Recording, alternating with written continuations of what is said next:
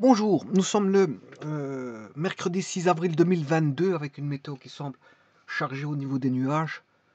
On a des nuages qui sont un petit peu, je veux dire, sombres, qui dénotent voilà, d'une agglutination de nuages et qui pourraient faire en sorte que cet après-midi, on ait de la pluie qui peut tomber à un moment ou à un autre.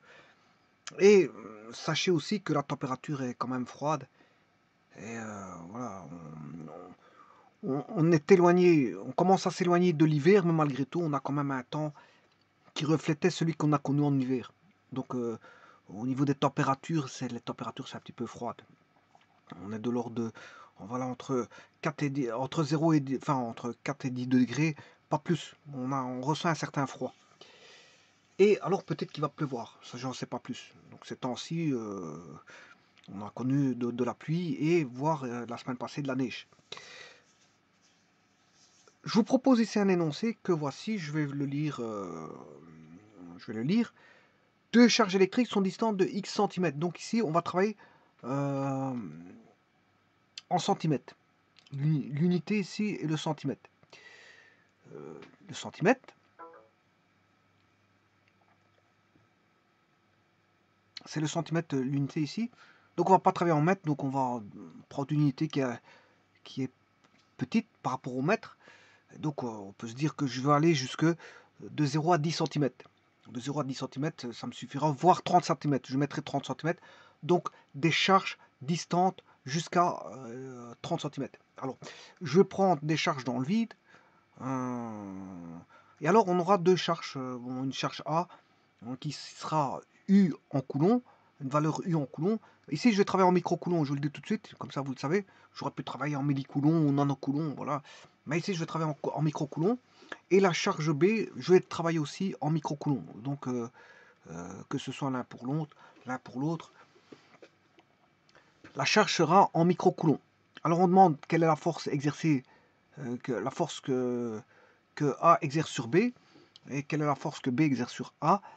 Bien sûr, là, vous allez entrevoir la notion d'action à distance. On aura une action à distance. Donc on aura une force qui est une action à distance ici.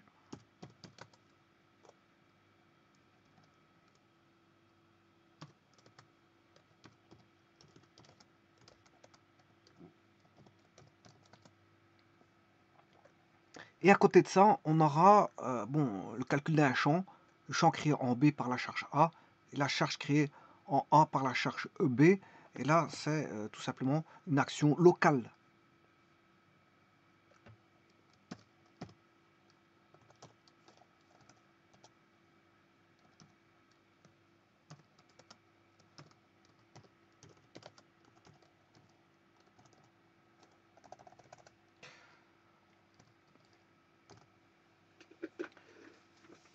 Bon, quand on vous dit quelle est la force de A, quelle est la force que A exerce sur B, A exerce, quelle est la force que A exerce sur B. B est le système. Hein. Quelle est la force que B exerce sur A? A est le système. Quel est le champ créé en B par la charge A? Ça, le B est le système.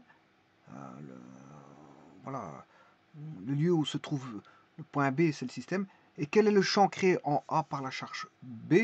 Là, le A est le système. Alors, calculer le champ et la force, c'est pas ça la plus grande difficulté. La plus grande difficulté n'est pas là. Ici, la difficulté n'est pas le calcul de la force, ni du champ, parce que tout le monde peut calculer un champ, une force, vous donnez la formule, il suffit, c'est une bête application de formule, et vous pouvez calculer le champ, la force. La direction, c'est encore aussi simple que ça, il n'y a pas à discuter sur la direction, d'autant plus qu'ici, il n'y a qu'une seule direction, et donc il n'y a pas de cosinus directeur qui va intervenir. Donc on est dans une simplicité la plus parfaite.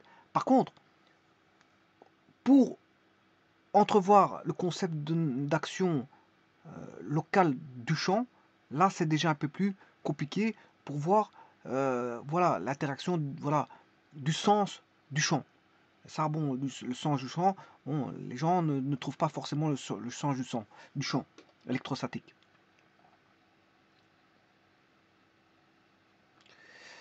Alors ici, j'ai mis deux charges que j'appelle au point A, que je vais appeler la charge grand Q, et la charge petit q. Alors vous savez très bien qu'il y a la force de Coulomb qui va interagir quand vous mettez deux charges. Alors la force de Coulomb, elle sera soit répulsive si les charges sont plus, moins, plus, ou moins. Donc quand on a des charges de même signe, ben, on a une répulsion. Une répulsion. Maintenant, si vous avez une charge nulle, il n'y aura pas d'interaction, il n'y aura pas de force. Hein.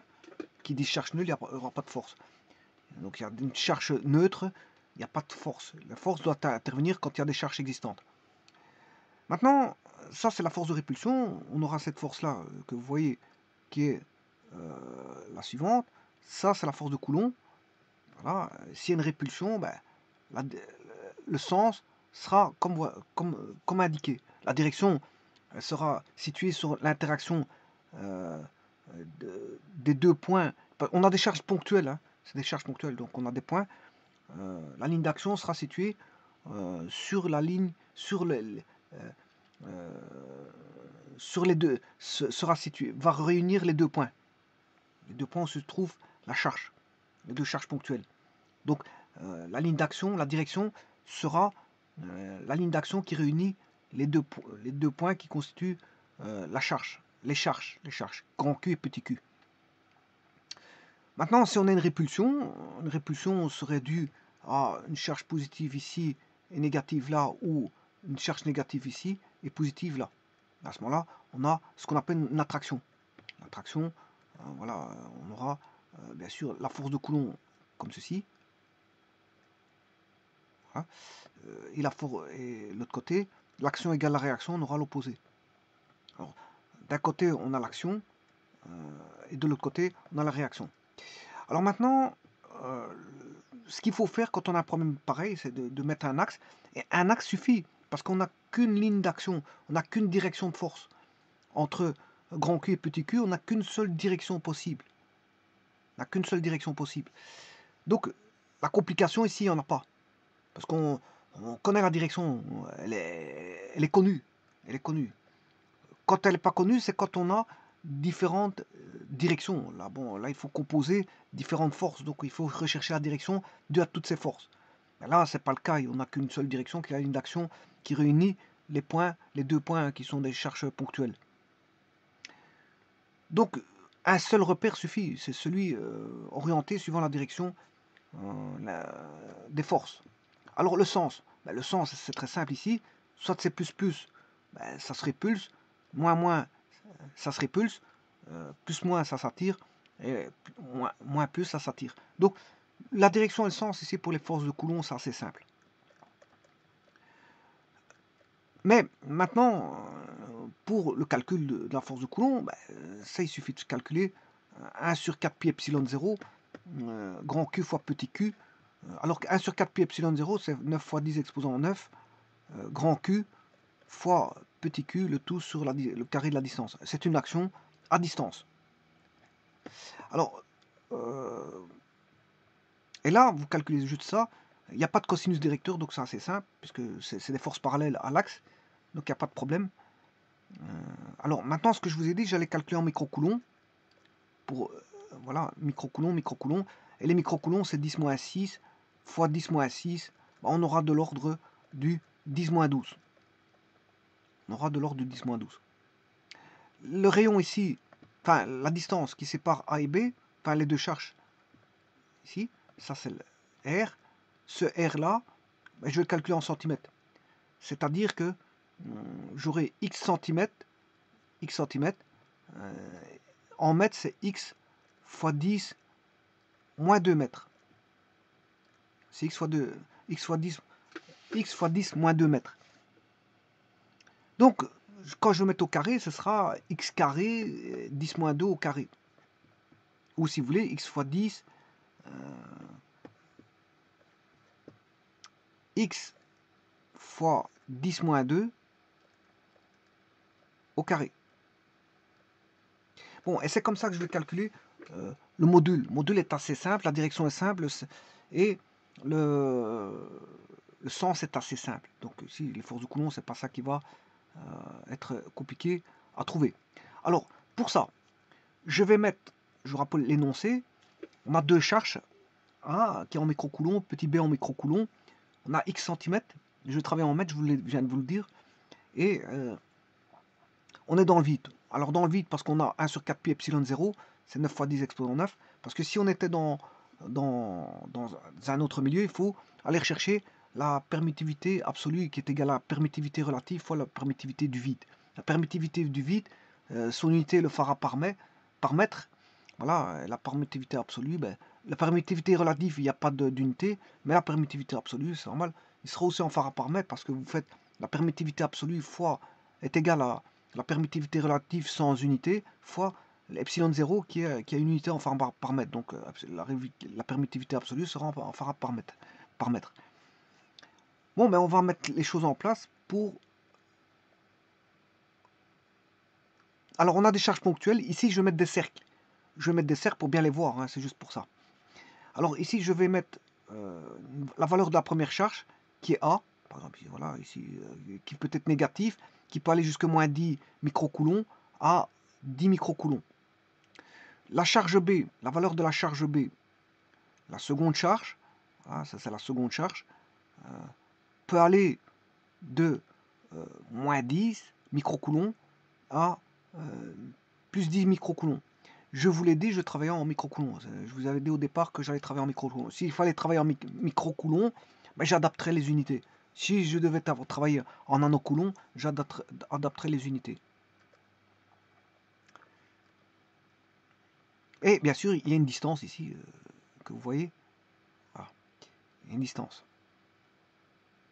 Donc, j'ai bien l'existence d'une charge A, d'une charge B, d'une que je vais le mettre dans le plan, c'est pas un problème, je vais le faire dans un instant, et d'une distance qui sépare les deux charges.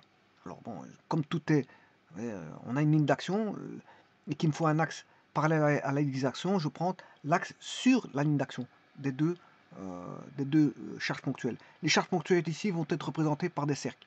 Alors voici le premier cercle que je mets en 0, 0, et voici le second cercle que je dispose à une certaine distance.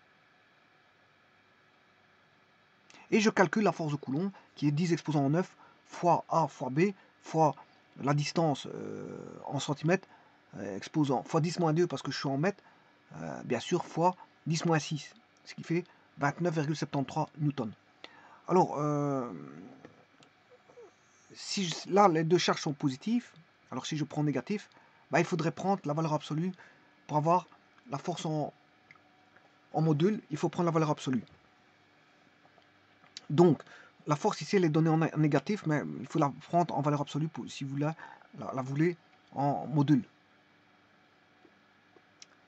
Alors maintenant, je vais placer le point petit a. Alors ici, je suis à 17 cm.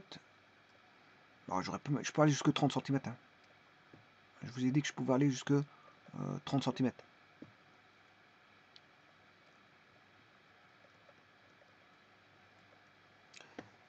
Bon, je place le point A, 0, 0 et le point qui est à une distance C.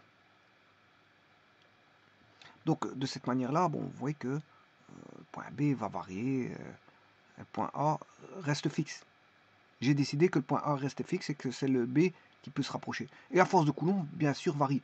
Alors, si la force de Coulomb, elle vaudra 0, elle vaudra l'infini si, bien sûr, la distance est nulle. Hein.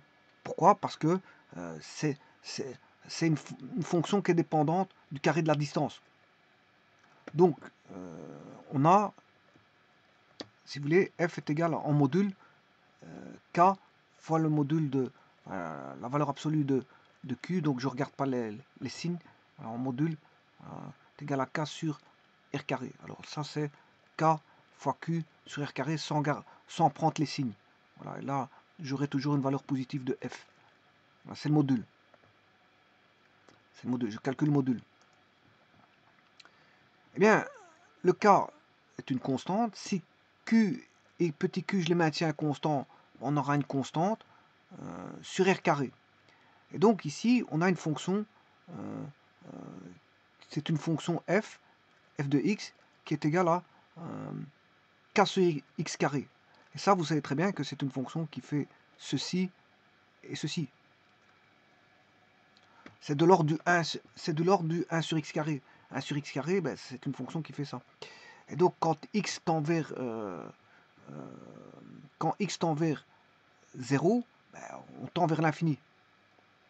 On a une asymptote, voilà, je vais vous le montrer ici. On a une asymptote 1 sur x carré. Voilà, c'est une fonction comme ceci. Donc plus la distance s'éloigne, et plus la force électrostatique de Coulomb est petite. Et plus on se rapproche de 0, ben, plus ça tend vers, ça devient de plus en plus grand et ça tend vers l'infini si on se rapproche de 0. Voilà. Donc la distance ici, c'est normal que la force de Coulomb tend vers l'infini ici. Hein. La force de Coulomb tend vers l'infini. F tend vers l'infini parce qu'ils sont l'un sur l'autre. C égale 0, la distance est nulle. Maintenant, si les forces de Coulomb deviennent de plus en plus petites, au fur et à mesure que c'est la fonction 1 sur x carré comme je viens de vous montrer.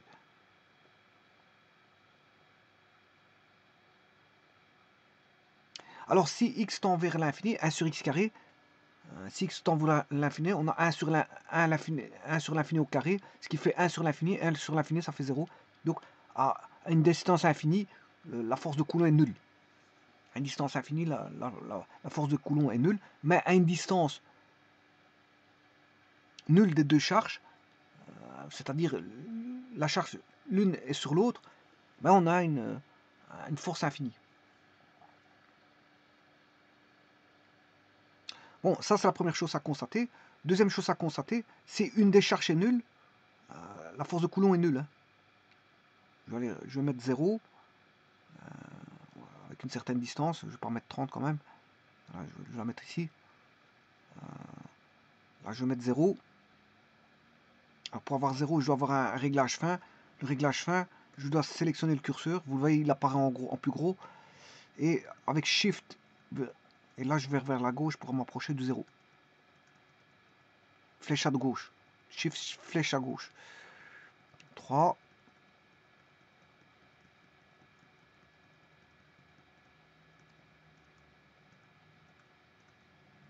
Vous voyez la force de Coulomb, hein? Voilà, elle est nulle. C'est normal parce que il y a une charge qui est neutre. Dès le moment où vous avez une charge neutre, ben, fatalement, la force de Coulomb, il n'y a pas d'autre d'interaction, parce qu'il y a une charge neutre.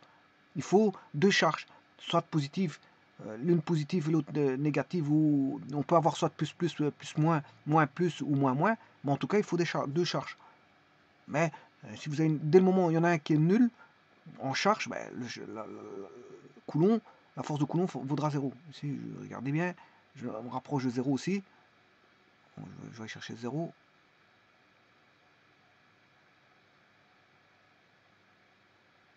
Bon, je vais faire un réglage plus fin. Shift, flèche à gauche.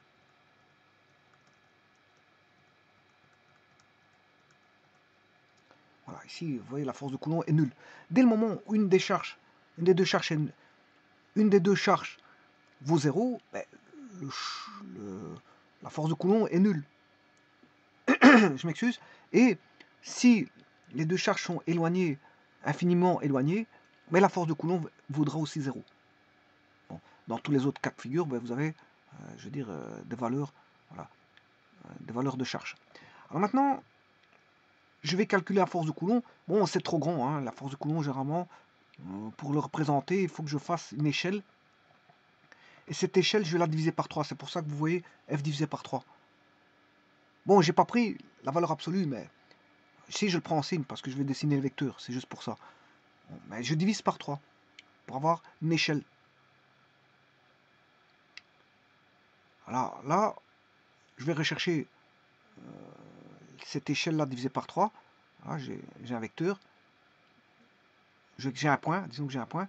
Et puis, bon, avec ce point, je crée un vecteur. Voilà. Alors maintenant, ce vecteur n'est rien d'autre que le vecteur force électrostatique basé sur le système en A. Voilà, de le système en A. Alors là, on a une force. Le système, mon système, c'est la charge petite a qui se trouve au point grand A. Qui se trouve, c'est ma charge petite a qui se trouve voilà. Alors si je fais varier la charge, vous voyez que la force de Coulomb varie. Alors si je fais varier la charge B, la force de Coulomb varie. Alors si maintenant les deux charges sont de même signe, voilà, B positif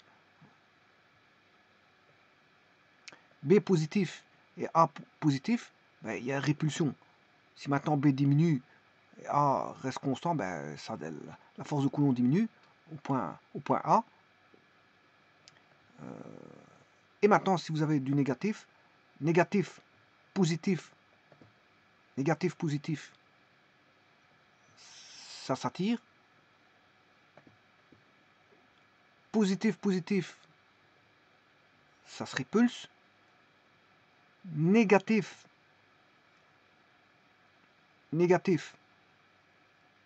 ça se répulse. Et négatif, positif, ça se répulse. Mais ça, c'est la force de Coulomb au point A. Maintenant, je vais calculer par un artifice, remettre le vecteur. Bon, comment je vais faire? Je vais faire U plus B. Voilà, je fais le vecteur U plus B parce que sachant qu'on a la loi de l'action égale la réaction. Donc là, pour l'instant, ce vecteur BD va dans le même sens. Ça ne dénote pas de la loi de l'action et de la réaction. Donc, ce que je fais, je prends l'opposé. Et cet opposé, là, je le redéplace sur B pour recréer le vecteur BE. Voilà. Et tout ça, c'est ma petite popote interne pour remettre le vecteur l'action égale la réaction à partir du vecteur U. Et là, je crée le vecteur qui est la réaction du vecteur U, qui est H. Donc tout ça, c'est une petite popote vectorielle de GeoGebra pour ramener un vecteur, voilà, l'action égale la réaction. Et là, maintenant, en faisant ça, ben, j'ai dans le système B, bon, si je devais enlever le vecteur U, là, je peux faire la même chose. Si j'ai A qui est négatif, B négatif, il y a répulsion. A positif, B négatif, on a attraction. B positif, A négatif, on a attraction. Et bien sûr, B positif, A positif, on a répulsion. Donc vous voyez tous les cas de figure. Donc je vous ai dit ici, A négatif, B positif, on a attraction. Ensuite, ceci, A positif, B positif, on a répulsion. Si maintenant B est négatif, voilà, B est négatif, je vais mettre un grand vecteur. Voilà. A négatif, on a répulsion. Voilà, parce qu'ils sont de même signe. Et là, s'il est positif, ben, il y a attraction. Bon, maintenant, je vais mettre les deux systèmes et on va regarder ce que ça donne. Vecteur, je remets le vecteur ici. On a répulsion. Là, on a une répulsion parce qu'on a deux charges négatives. Là, on a une qui est positive et l'autre négative, on a attraction. Si maintenant je mets B positif, on peut avoir le cas de figure, on a A négatif. Là, on a une attraction. Voilà, une attraction. Sinon, on a A positif, B positif, on a une répulsion. Donc, on a les quatre cas de figure. Donc, trouver la direction, c'est simple. Puisque la direction va se faire suivant l'alignation des deux charges qui sont des charges ponctuelles et donc on peut les représenter par des points. Donc ce sera la ligne d'action qui réunit les deux points et c'est une droite. La direction est simple. Le sens, il suffit de savoir si on a une répulsion ou une attraction, donc suivant voilà, la règle des signes. Et bien sûr, le module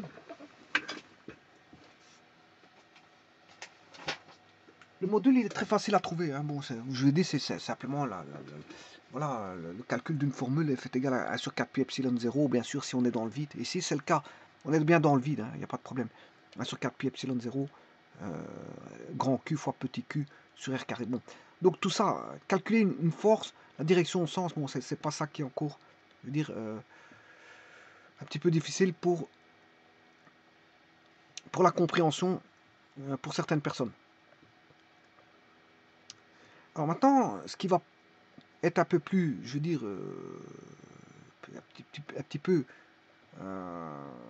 plus difficile pour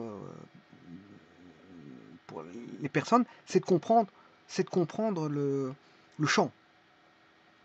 Alors là, je vous ai mis comment on appelle ça, l'action des forces.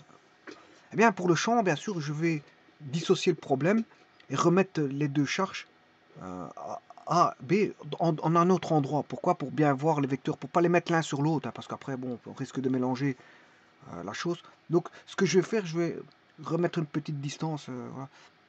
Donc, je remets un cercle, voilà, qui dénote voilà, de la charge ponctuelle. Bon, je mets un cercle, hein, bon, voilà, c'est pour bien la voir, c'est juste pour ça. Et un deuxième cercle qui est là. Et donc, là, vous voyez que il n'y a rien qui change, hein, c'est la même chose, sauf simplement, j'ai déplacé pour pouvoir représenter les vecteurs, pour pas mélanger voilà, les vecteurs force et les vecteurs champ, ben, voilà, j'ai déplacé le problème un peu plus haut. J'aurais pu le mettre un peu plus bas, voilà, c'est juste pour remettre les vecteurs champ, pour ne pas qu'ils soient l'un sur l'autre, le vecteur force sur le vecteur champ. Alors bien sûr, je vais remettre le point, cette fois-ci, je vais identifier le point A', le point B', c'est le point A et le point B, tout simplement. Voilà, c'est le point A et le point B. Simplement, je l'ai déplacé juste au-dessus. Alors maintenant, je vais calculer, je vais m'intéresser au champ électrostatique.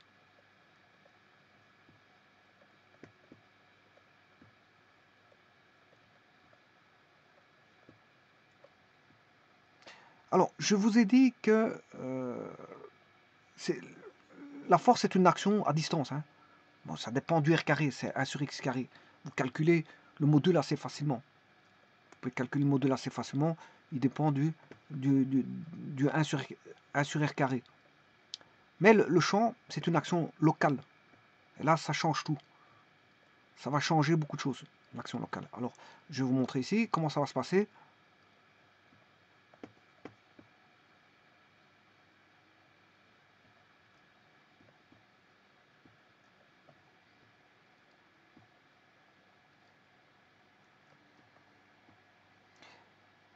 On sait bien que en module, c'est facile de calculer le champ. Je vous ai dit que, bon, vous faites F est égal à K fois grand Q petit q sur R carré. Bon, K avec, c'est sur 4 pi epsilon 0 si on est dans le vide. Voilà. Et le champ n'est rien d'autre que 1 sur... ça dépend, ça dépend.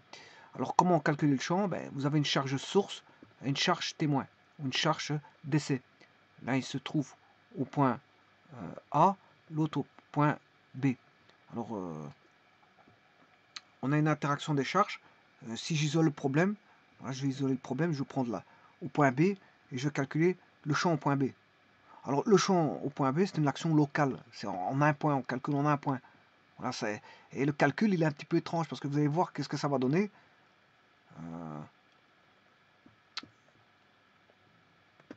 On sait bien que F, c'est KQ sur R carré. Donc, s'il s'avère que... Bon, ça, c'est F. Bon, je vais un peu trop vite, je m'excuse. Je vais faire juste une copie, comme ça...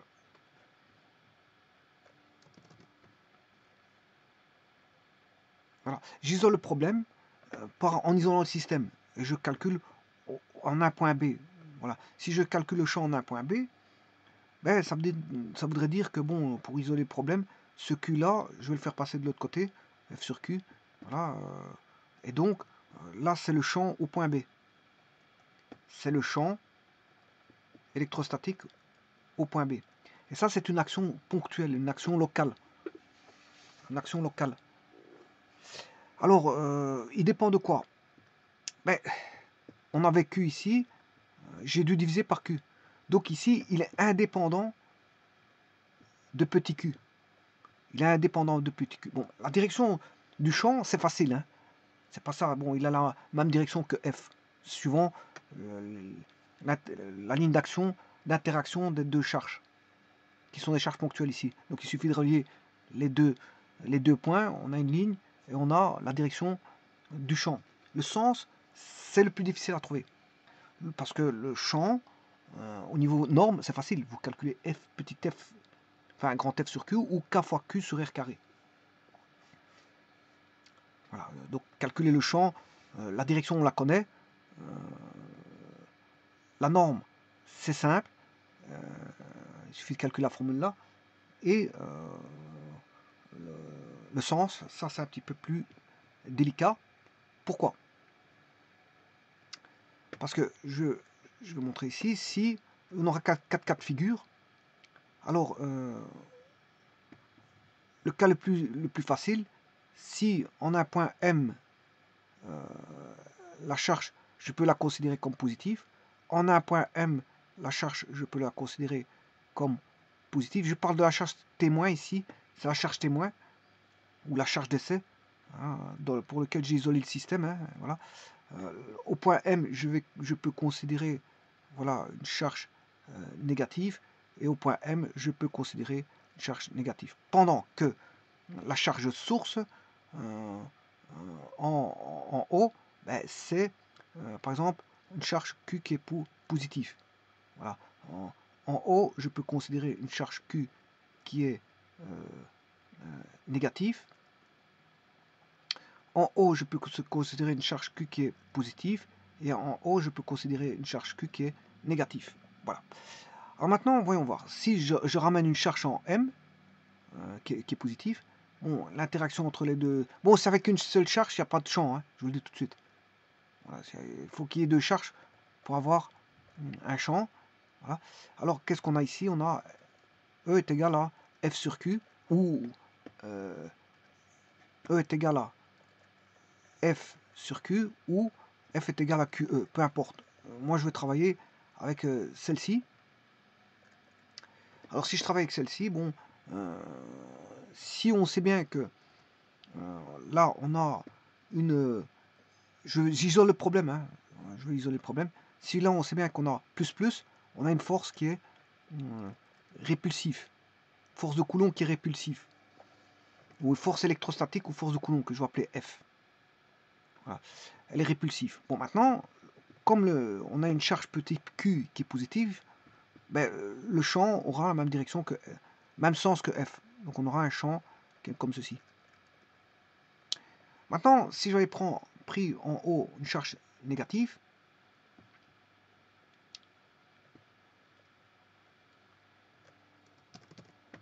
donc là, j'ai considéré qu'elle était positive.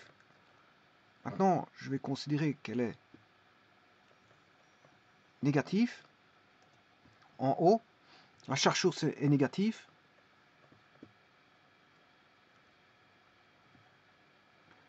Là, qu'est-ce qui va se passer? La direction, la force d'interaction est toujours sur celle qui relie. Et ce sera toujours le cas pour les trois. Donc ici, je vais reprendre Q plus.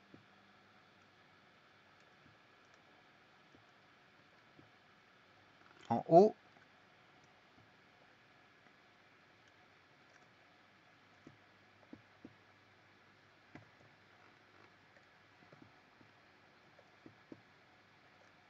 Le haut, il est là. Donc,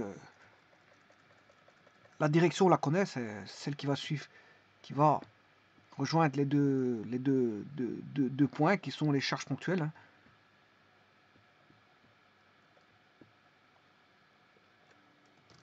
Donc, le problème n'est pas un problème de direction. La direction, elle est connue. Bon, c'est celle de la force électrostatique qui se trouve qui se trouve par le passage des deux points que sont les charges. Voilà, là, j'ai une charge ici. Là, on a une charge en haut. Ici, j'ai toujours ma charge en haut. Ma charge, la charge en haut et la charge en haut. Là, la charge étant M, M, M et M. Voilà. Alors bien sûr, on a isolé le problème à chaque fois, puisqu'on va regarder la charge en M. Hein, voilà. Et donc là, vous voyez qu'ici, si je fais E est égal à F sur Q, ben, ici, le champ et charge, enfin force et champ ont même sens. Bon, le calcul c'est facile. Vous avez, pour la norme de F, vous faites 1 sur 4 pi epsilon 0, grand Q fois petit q sur R carré. Le champ c'est bon, F sur Q. Voilà. Bon, mais ici, le problème, comme E et F, E, Q est positif, dès le moment où Q est positif, ben, vous aurez compris que là, s'il y a moins, plus, il y a une attraction de F. L'attraction de F, ça c'est la force de Coulomb. Alors,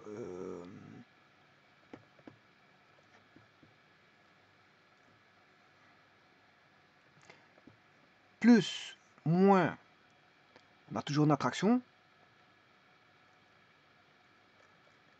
Et moins, on a une répulsion.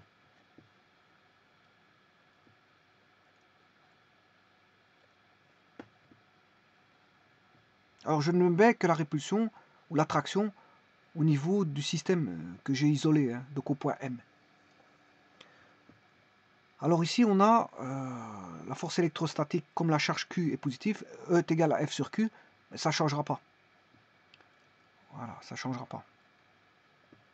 On aura le champ qui est comme ceci. Donc, là, le champ, il est centrifuge, parce qu'il fuit le centre. Centrifuge. Ici, il est dirigé vers le centre, le champ, donc il est centripète. Celui-ci, ben, là, il va être opposé, il va être centrifuge. Et là, vous aurez compris qu'il sera centripète. Alors,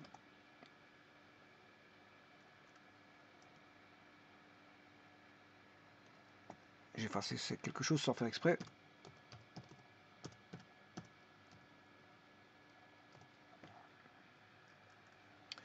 Voilà, donc il est centrifuge puisqu'il fuit le centre.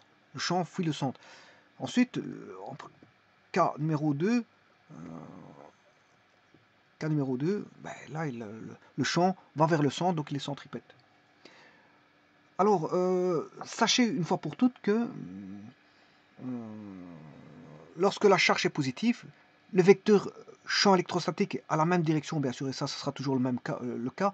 Le champ électrostatique aura toujours la même direction que la force électrostatique. Le champ aura toujours la même direction que la force électrostatique, dans les 4 cas de figure. Mais au niveau du sens, bon, pour le calcul des modules, ça, vous savez, hein, il y a une formule pour la force et pour le champ.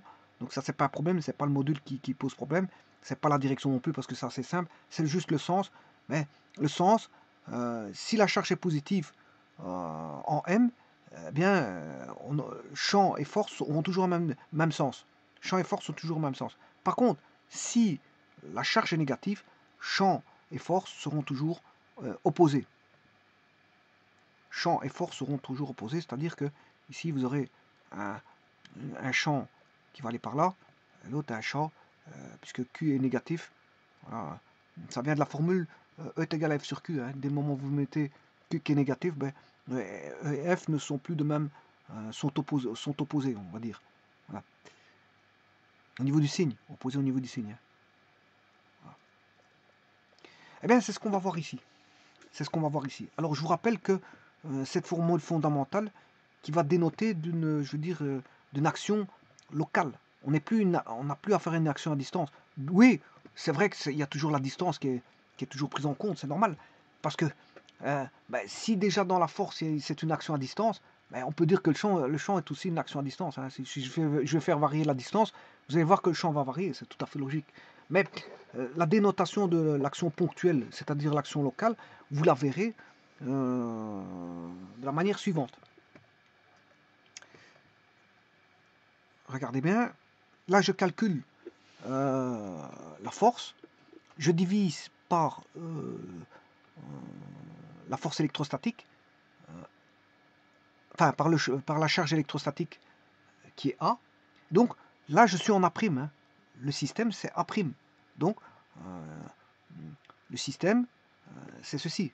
Le champ créé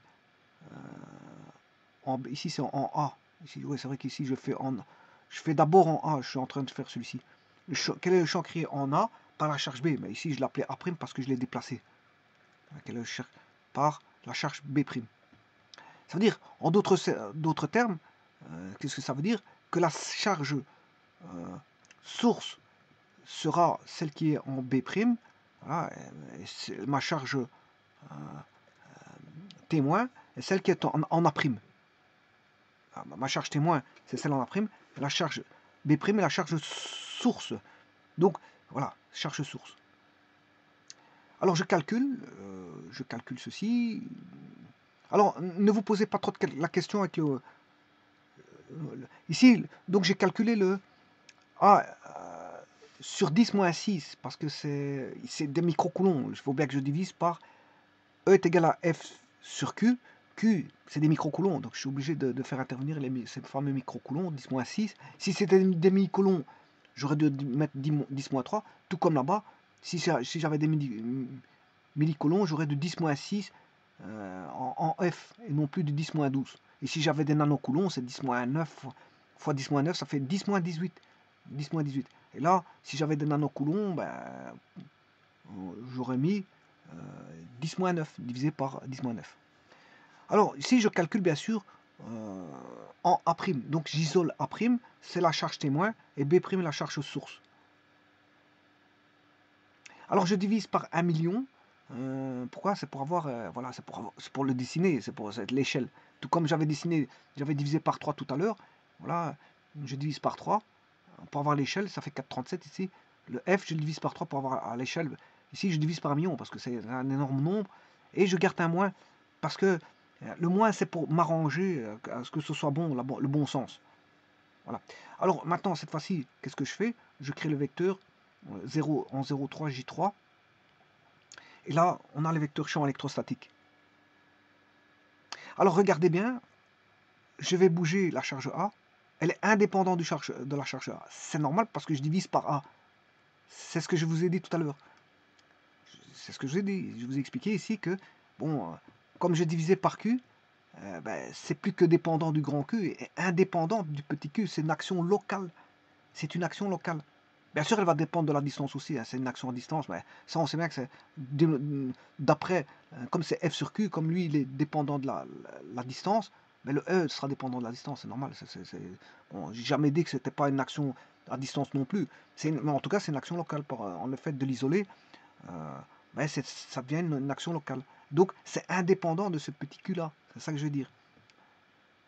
Et donc vous voyez qu'ici, je varie ma charge. Bon, le champ électrostatique, il ne varie pas.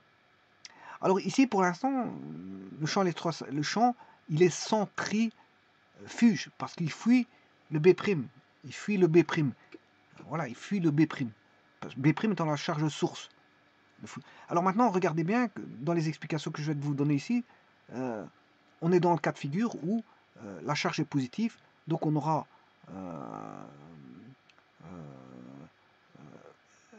ce cas-ci, Q est positif. Voilà, on a ce cas-ci, Q est positif, et voilà, Q est positif. Maintenant, je vais faire passer. Mais attention, Q est positif. Je suis dans le cas Q est positif, mais Q positif et grand Q positif. La charge source est B ici. Donc, si je modifie, la B est toujours positif, donc il n'y a pas de problème. Vous voyez que le champ est dépendant de l'autre. Il n'est pas dépendant de A, parce que je divisais par A.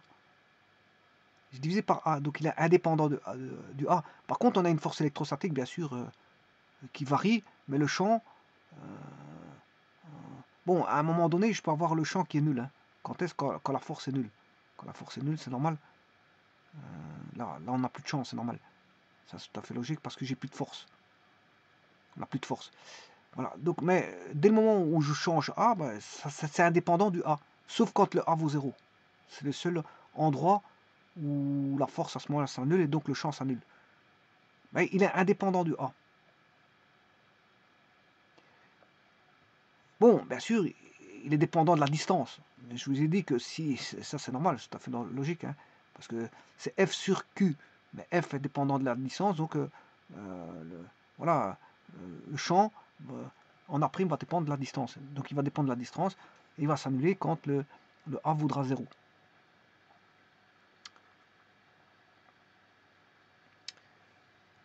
Maintenant, regardez bien, si je mets A égale A négatif, si A est négatif,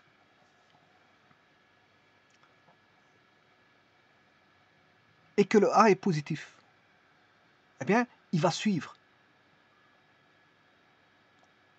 Tant que le A est positif, c'est ce que je disais, tant que le Q est positif ici, c'est ce que je disais tout à l'heure, tant que le Q il est positif, ben, il va suivre, la force suit le champ. Tant que le A est positif, la force suit le sens du champ. Tant que A est positif. B a beau être négatif, déjà, vous voyez que le champ est dépendant du B. Hein. Ça, vous avez compris, parce qu'il est indépendant du A. Il est indépendant du A. Au niveau de la norme. Au niveau de la norme, il est indépendant du A. Regardez ici, vous voyez que je change le B. J'ai beau changer le A, ça ne change pas. Ça ne dépendra que du B. Maintenant, au niveau du signe, là, c'est les explications que je vous ai données. Le signe, tant que Q est positif, la force suit le champ. La force, tant que A est positif, la force suit le champ. Ils ont le même sens. Tant que A est positif. Mais si A est négatif, voilà, si le Q devient négatif, là, à ce moment-là, champ et force sont opposés au niveau du signe. Donc maintenant, je vais mettre un A négatif. Voilà. Vous voyez que si je mets B positif ou négatif, ça sera toujours opposé. C'est tout à fait normal, c'est ce que je vais expliquer. Voilà. Donc là, on a du centripète. Vous voyez, il va vers le B, B'. B' étant considéré comme le centre. Donc il est centripète. Là, c'est centrifuge. Tout comme si je fais ça, là, il fouille, il est centrifuge. Le champ est centrifuge. Là, il est centripète. Le champ est centripète. Là, le champ est centrifuge. Ici, le champ est centripète. Voilà. Alors maintenant, je vais m'occuper du système B'. Du système B'. Alors, on va calculer le système B'. Alors, vous allez apparaître l'action locale. C'est maintenant que va apparaître cette action locale, par comparaison. Regardez bien, je vais calculer cette fois-ci le champ.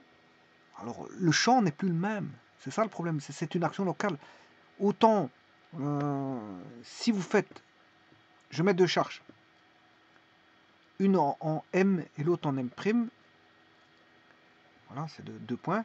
Là, on a Q, petit q. Là, on a la force de Coulomb, qui est égale à K fois grand Q, petit q sur R carré. Ben, c'est pas la même chose si vous divisez par grand Q. Si je divise par grand Q, c'est pas la même chose que si vous divisez par petit q. Hein. Vous n'aurez pas les mêmes valeurs. Hein. Parce que là, il restera F grand Q sur R carré. Voilà. Par contre, là, il va rester F petit q sur R carré. Donc, le champ, ça, c'est le champ, si j'isole, c'est le champ en M. C'est une action locale. C'est ça que je veux dire, une ponctuelle. Voilà. Ça, c'est le champ en M. Voilà. Et ça, c'est le champ en M', parce que je divise par Q'. Voilà. Et le champ en M n'est pas le champ en M'. Voilà, parce qu'on n'a pas les mêmes. Voilà. C'est pas la même chose. Le champ en M n'est pas le champ en M'. Et vous allez voir maintenant que cette, cette vérité-là, que le champ n'est pas... C'est pas comme les forces. Hein. Les forces, on a l'action égale la réaction. On a des forces qui sont opposées. Hein. Opposées, quand je dis opposées, c'est de même norme. Ils sont tous les deux de même norme. De même direction, mais de sens opposé. C'est juste ça. C'est ça. On appelle ça deux vecteurs opposés. Deux vecteurs opposés, c'est ça. C'est même norme, même direction, mais de sens opposé. Et c'est la loi de l'action et réaction, c'est vraiment ça. Par contre, ici, on n'aura pas les champs ne seront pas forcément. Ils auront des signes opposés, peut-être, à certains moments, pas toujours. Voilà, on verra bien. Et puis, la norme ne seront pas les mêmes, parce que c'est... Voilà, maintenant, je vais regarder le système B'. B' devient la charge témoin, et A' devient la charge source. Je change de système. Voilà, ben, maintenant, comment on va faire ça? Bon, je calcule, bien sûr, la force, le champ. Je fais diviser par la charge B. Bien sûr, il faut diviser par 10-6 parce que c'est des microcoulombs. Je divise par 1 million pour avoir le, voilà, à l'échelle, dessiner à l'échelle. Et puis je dessine le vecteur. Voilà. Voici ce vecteur. Alors, vous voyez que cette fois-ci, ce vecteur-là, il est indépendant de B cette fois-ci. Voilà. Il est indépendant de B. Par contre, il est dépendant de A. Il est dépendant de A. Alors, vous voyez bien que si B est négatif, là, B, le champ, la charge source, cette fois-ci, c'est A', hein, et la charge témoin, c'est B'. Donc là, on a, ça, c'est centripète, et il est bien opposé. Pourquoi il est opposé à la force, électrostatique? Bon, la force que je dis opposée, c'est à H. Hein. Q est opposé à H. Ici, quand je dis opposé, c'est en signe. C'est en signe. C'est juste en signe. Hein. Je parle d'opposition en termes de signe, pas en termes de vecteur, ce qui est différent. Donc là, pourquoi c'est opposé en signe? Parce que la charge est négative. Donc là, on a une charge qui est centripète. Parce que je vous rappelle que la source ici, c'est A'. Donc elle va vers le centre qui est A'. Voilà.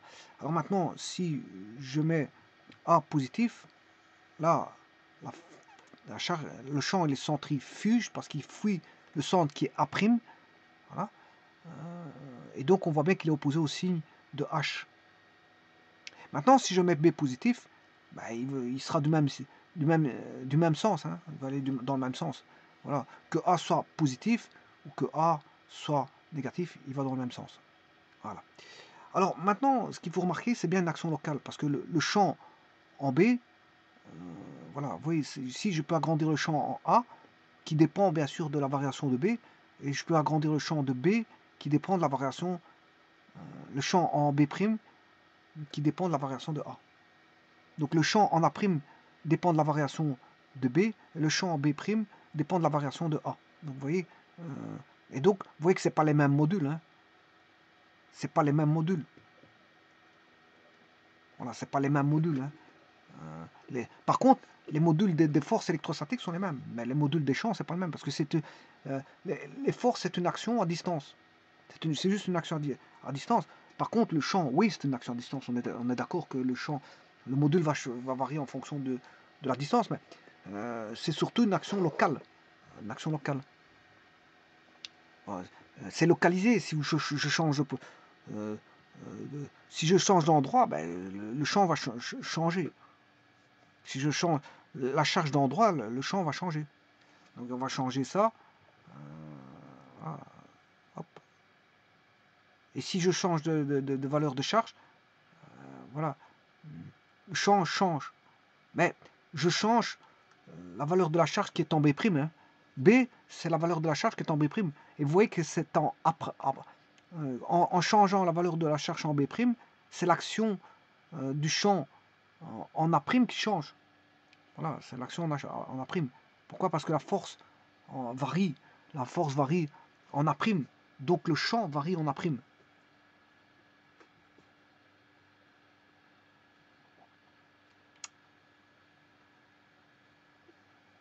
Voilà, ici vous avez tous les cas de figure pour bien comprendre l'action à distance et l'action locale du champ électrostatique.